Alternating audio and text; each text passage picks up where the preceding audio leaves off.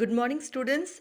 Today we are going to discuss about complexes, interstitial compounds, alloy formation and catalytic properties of D block elements. Let's start our discussion with the magnetic properties of D block elements.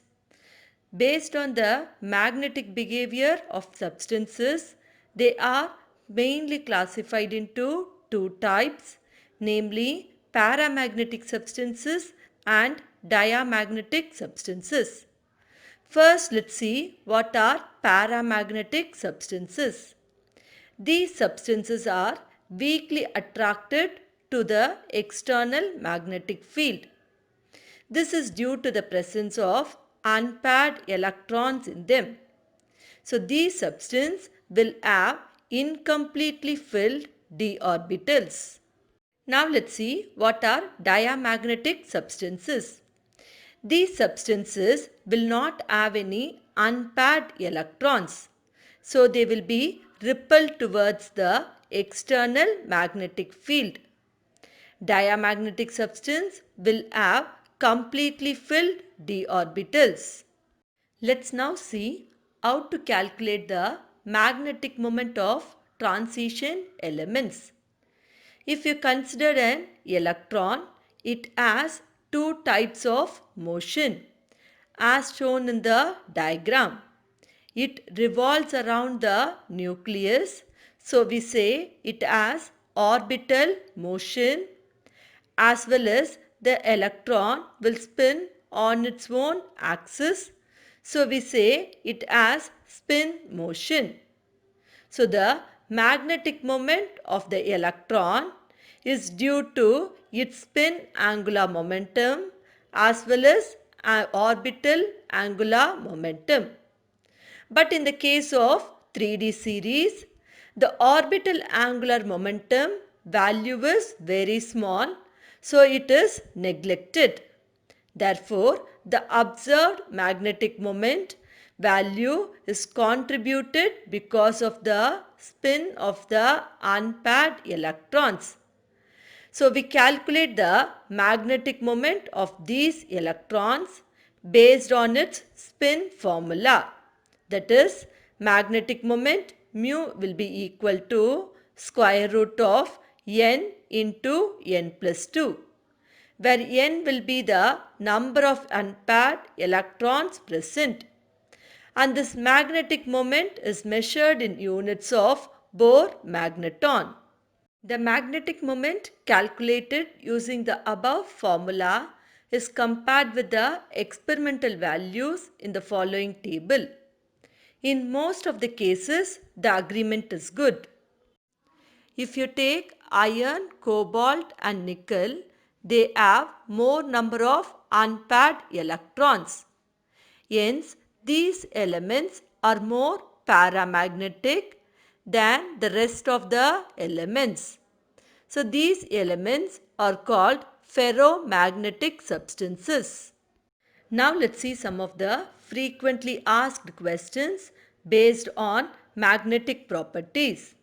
The first question is, why transition metal ions are paramagnetic in nature?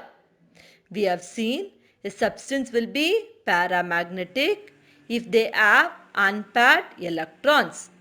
If you take transition elements, they have unpaired electrons in their n-1 d subshell. So transition metal ions are paramagnetic in nature. Second question is, why manganese 2 plus ions exhibits paramagnetism? If you take manganese 2 plus ions, it has unpaired electrons. So they exhibit paramagnetism. In the examination, instead of manganese 2 plus ions, they can give you any other ion. In order to know whether they exhibit paramagnetic character or diamagnetic character, just write its electronic configuration and find out number of unpaired electrons present in their d subshell. If they have unpaired electrons, you will classify it as paramagnetic substance. If they are not having unpaired electrons, then you will say it will exhibit diamagnetic character. Third question, you have to calculate the magnetic moment of +2 ion, and they have given the atomic number of that element. So you can very well write the electronic configuration when that element is present in its +2 ion. So you know magnetic moment will be equal to square root of n into n plus 2, where n is the number of unpaired electrons. That number of unpaired electrons you will come to know after writing its electronic configuration. So that value you can substitute and you can calculate the magnetic moment. And while writing the answer, you'll write its unit Bohr magneton. Now we will discuss about formation of complex compounds. The transition metals form a large number of complex compounds. First, let's see what are complex compounds. Complex compounds are compounds in which the central atom or ion is surrounded by a number of anions or neutral molecules possessing a lone pair of electrons. These surrounding anions or neutral molecules are called ligands. Example of complex compounds are pentamine cobalt 3 chloride, potassium ferrocyanide 2 and nickel tetracarbonyl 0.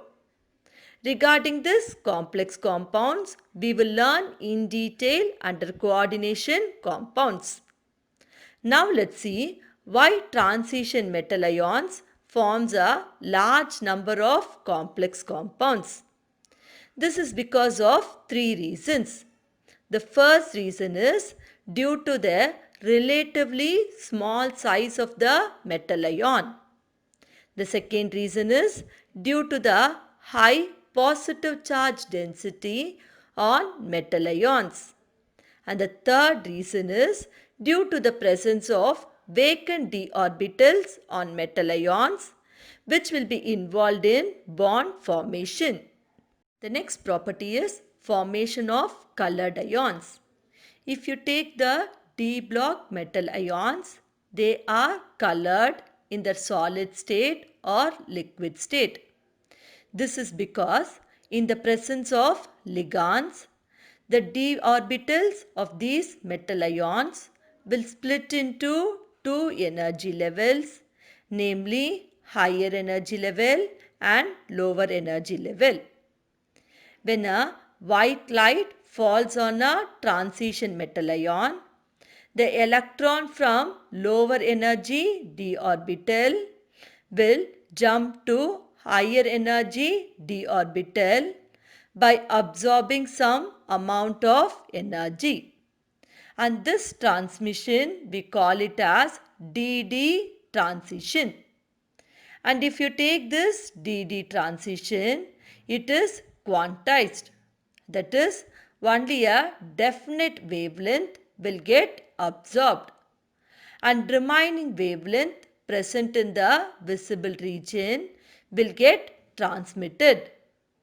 Therefore, transmitted light shows some color complementary to the absorbed color. This complementary color will be the color of the substance. These are some of the frequently asked questions based on color of metal ions. Now we are going to discuss about catalytic properties of transition metals. In many of the industrial processes, transition metals or their compounds are used as catalyst. For example, in contact process for the manufacture of sulfuric acid, vanadium pentoxide is used as catalyst. The second example is in Haber's process for the manufacture of ammonia, finely divided iron is used as catalyst. The third example is in the hydrogenation of oils, nickel is used as catalyst. Now you may question why transition elements possesses catalytic properties. This is attributed to their two important properties. That is, transition elements have the ability to show variable oxidation state. For example, if you take iron, it has two oxidation states, namely Fe2 plus ions and Fe3 plus ions. So this Fe3 plus ions can act as a catalyst between iodide and persulfate ions. For example, if you take this Fe3 plus ions, it will react with iodide ion, that is I minus, and it will reduce to Fe2 plus ions and it liberates iodine. This Fe2 plus ions produced will react with the persulfate ion, that is S2O8 2 minus ions, and it will oxidize to Fe3 plus ions and produces SO4 2 minus ions, that is sulfate ion. So if you take transition metals, they have the ability to have variable oxidation state. So they will react with the reactant molecules and forms unstable intermediate compounds.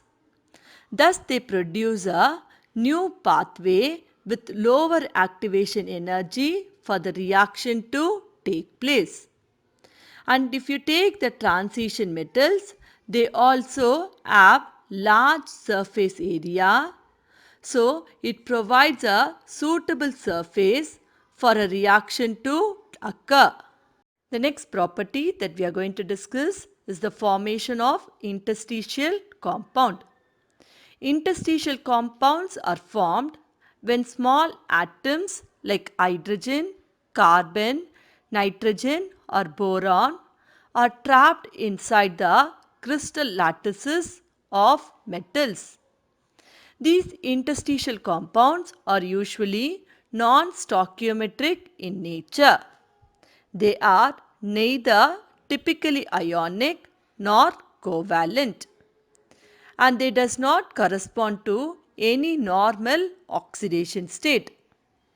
Now let's discuss about the characteristics of interstitial compounds. Interstitial compounds have high melting points, higher than those of pure metals. They are very hard. Some borides approach diamond in hardness. They retain metallic conductivity and they are chemically inert. Now let's discuss about alloy formation. First, let's define alloys. Alloys are homogeneous solid solutions in which the atoms of one metal are randomly distributed among the atoms of the other. Next, we will see the condition for alloy formation. The combining atoms' metallic radii should be within 15% of each other.